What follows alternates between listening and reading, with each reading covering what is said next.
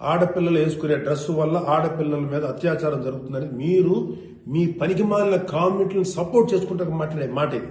మారిపోతుంది సమాజం. ఏఐలోకి వచ్చాం, మనం ఆర్టిఫిషియల్ ఇంటెలిజెన్స్ లోకి వచ్చాం. ఇంకా ఆడపిల్ల ఇలాగ ఉండాలని చెప్పి మనస్తత్వం ఉన్న మగవాళ్ళని ఖండించండి.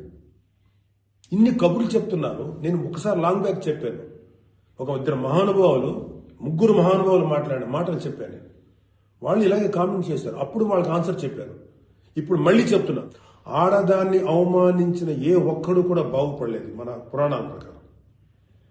ద్రౌపదిని నడి సభలో అవమానించిన ప్రతి కౌరవుడు సర్వనాశనం అయిపోయాడు, ఇంక్లూడింగ్ భీష్మాచార్యుడు, ద్రోణాచార్యుడితో సహా.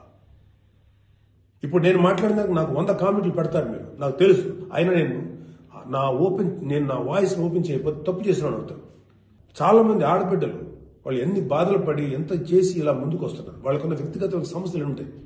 ఒక ఆడపిల్లకి సంబంధించినటువంటి ఎన్నో రకాల ఇష్యూస్ ఉంటాయి. అటన్నింటినీ కాదనుకుని సమాజం గురించి బతుకుతున్నారు.